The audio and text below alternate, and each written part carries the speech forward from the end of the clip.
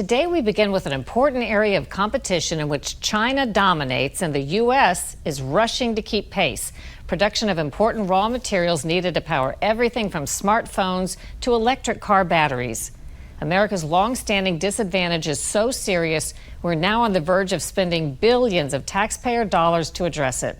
Scott Thuman digs deep to find a U.S. solution in Idaho's landscape. It is a daunting, sometimes nerve-wracking drive through these Idaho hills, up 8,000 feet on dirt roads and sheer drop-offs, up into the salmon chalice forest. The breathtaking views and remote silence broken by the prospect of a modern-day gold rush. As part of America's green energy revolution. We are some of the few outsiders allowed hundreds of feet down into this mine shaft in search of cobalt. We're building a big spiral that'll spiral down, and every time we come around, we'll build another access off to the ore body. So that's what we're doing here. These holes will be used to widen this opening. We'll load these holes with explosives shortly. We'll widen this opening. This opening then allows us to get over to the ore body so we can extract where the cobalt is. The expensive and labor-intensive work to access this rare mineral is a matter of need, explains Matthew Lengerich, Executive General Manager for the mining company Jervois Global. We're producing roughly 10% of what the U.S. uses per year in cobalt consumption. And while America has plenty of the fossil fuels that have powered our vehicles for the last century, we're not even close to having the resources necessary to make enough modern batteries. Electric vehicle sales were up 43% in August over the same month just last year, and now expected to top 5.6 million vehicles a year by the end of the decade. So cobalt plays a really important role in battery chemistry. Most every battery that you're using in your power tool, in your phone, in your electric vehicle, it's all lithium, but it's combined with nickel, cobalt, and manganese. The cobalt plays a really important role of stabilization. So it's what prevents the battery from overheating. Right now, the biggest global producer of cobalt is the Democratic Republic of Congo in the middle of Africa. Though the big mines were once American-owned, China now controls 70% of the production. And globally, China now refines 80% of the world's cobalt and 60% of another key battery ingredient, lithium. For America, now way behind, this is a race to catch up. And at the White House, worries have been mounting. President Obama took China to a world court over its restricting sales of vital minerals to other nations. He won his case, but it didn't address the core issue of so much of the materials coming from China. When Donald Trump was president, he declared a national emergency, but that didn't change our reliance on China.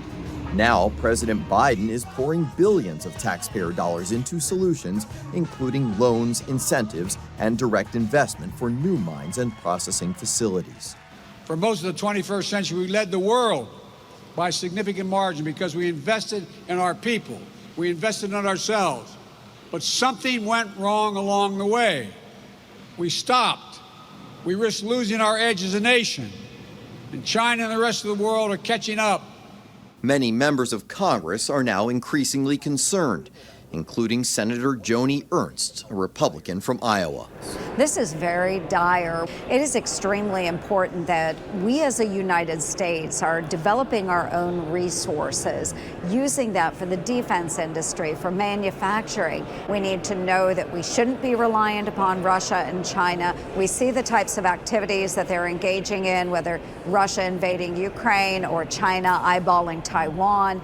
We know we can't rely on these countries. You see this as more than an economic issue, you see it as a national defense one? It goes way beyond an economic issue, although it is an economic issue, but it really comes down to our national security. Since the end of the Cold War, we have seen our defense stockpiles of critical minerals decrease by 99%. That should be frightening. to everyday American on the street. We have to know that we have those resources to develop and grow our military capabilities should we need them. The Idaho mine is privately financed, but the company is now talking to the administration about possible government funding. Though even with a new sense of urgency and support, it's still a challenge. Senior geologist Josh Cluck relies on LIDAR, a form of laser mapping, to cut through the dark. You can see things like the water level. You can see singular boulders that are up against what we call the rib. And what this allows us to do is know exactly the volume of rock that we've taken out of the ground. But before they can get to the cobalt, they've got to dig out these tunnels using explosives and giant machines. So what we're looking at on the wall right here is a small 1 to 2 inch horizon of what we call cobaltite. That's what we were targeting. So it's not easy to find, is it? Oh, it's extremely difficult. I suppose I've pointed to it 3 or 4 times just as we've been talking, and I'd very much invite you to pick out which one's the cobaltite versus the host rock. Well, I mean, I as a layperson would go to this shiny object over here, but I'm guessing that's going to be wrong. I'll tell you, you're right in the neck of the woods, but in fact, it's more of this dull-looking gray right above it.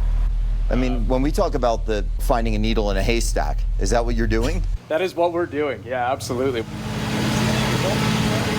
These underground tunnels, eventually to exceed 50 miles, should give them 7 years worth of mining.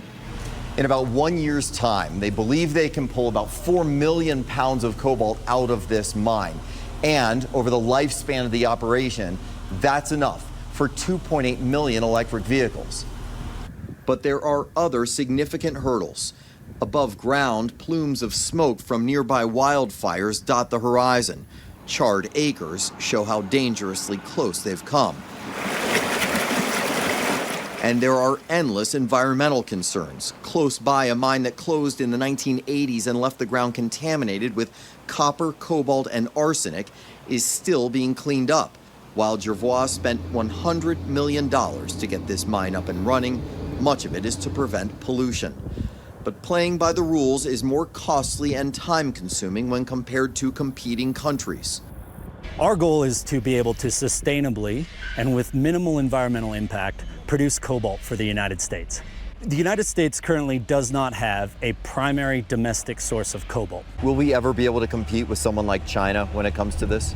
I think as a country, we have a long history of showing that when we're backed into a corner and the chips are down, we rise to our best. And I think you're absolutely seeing that with this project. Let's be real, even if we get to a 15% of what U.S. consumes, that's still going to be paltry compared to what places like China are churning out, isn't it? It is, and I think, it's why we see bringing this project on is so important, is because it does give us the opportunity to show that it's possible here in the United States, and then look at whether or not the mineralization here in Idaho and elsewhere around the country can support the establishment of an American refinery.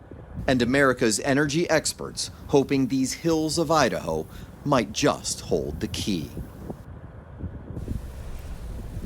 So interesting. We have reported a lot here on what we call the dirty little secrets of clean energy. Is this another one with the mining process? Well, to some degree. All mining is dirty, including cobalt. At least in Idaho, there's environmental oversight to minimize the damage, but not so much in places like China, where domestically they have an issue, but also overseas. We showed you the Congo, and that's where operations are criticized both for destroying the land, but also for the use of child labor and unsafe working conditions. But really, there's also another major concern about China's lead in mining the deep oceans with a process that some believe could be catastrophic. We'll keep on it. Thanks a lot, Scott.